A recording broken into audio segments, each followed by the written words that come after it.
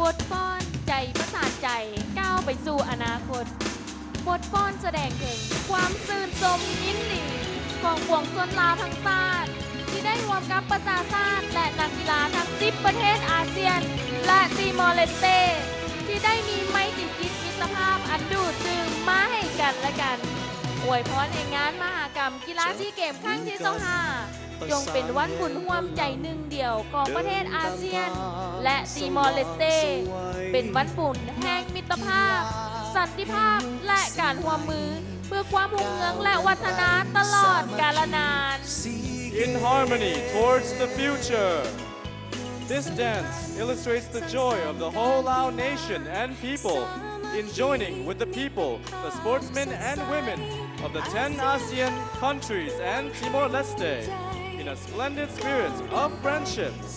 We wish the 25th SEA Games to be a special festival of unity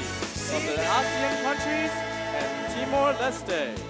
in a feast of long-lasting friendship, peace, and cooperation.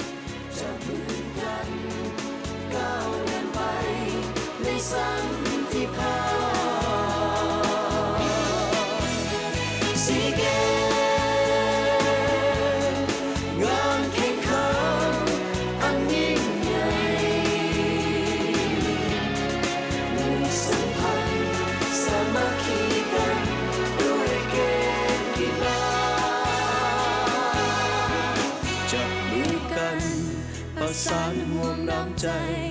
ชีวิตสดใสไมตรีอันเข้มแข็งก้าวเดินไปด้วยพลังแห่งจงเข้มแข็งสามัคคีสีเกม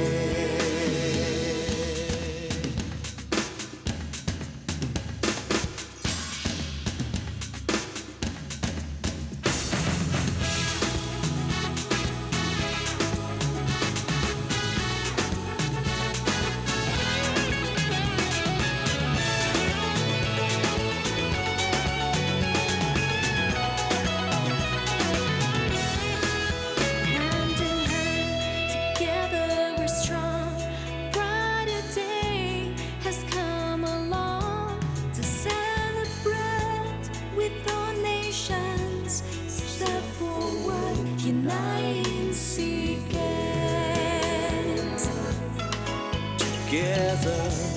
we build our and live forever. Our friendship will gain. Compete with heart and soul.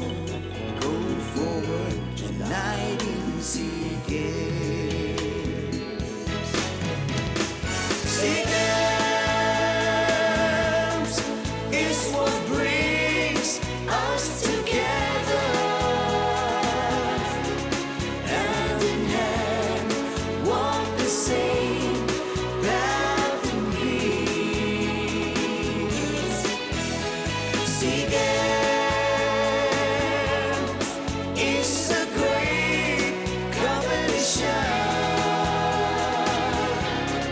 Time and I come together for SEA Games. Hand in hand, together we're strong. A brighter day has come along to celebrate with all nations. Step forward, united in SEA Games. Na na na.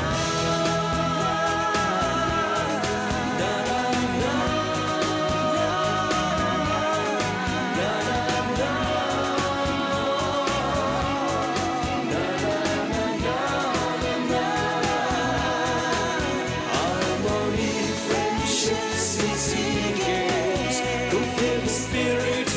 and faith.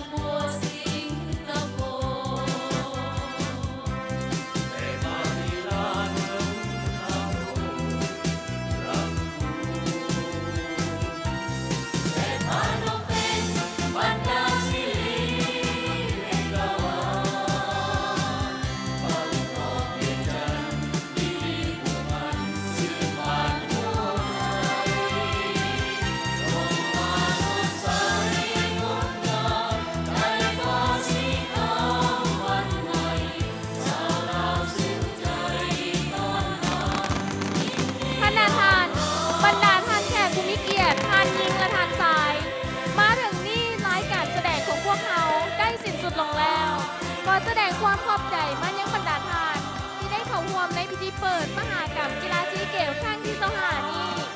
หวังว่าบรรดาทานคงได้รับความมวลซื่นและประทับใจกับการแสดงศิลปะของพวกเรา ขออวยพรใจให้บรรดาทาน